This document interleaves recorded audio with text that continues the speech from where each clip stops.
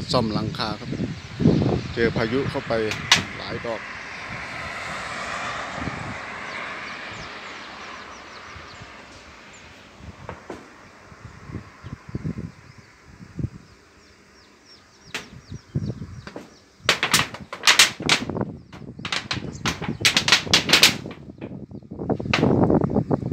มีโซล่าเซลล์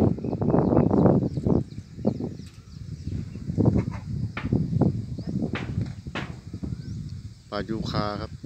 ตามคันนานะครับได้ผลผลิตข้าวอยู่ครับ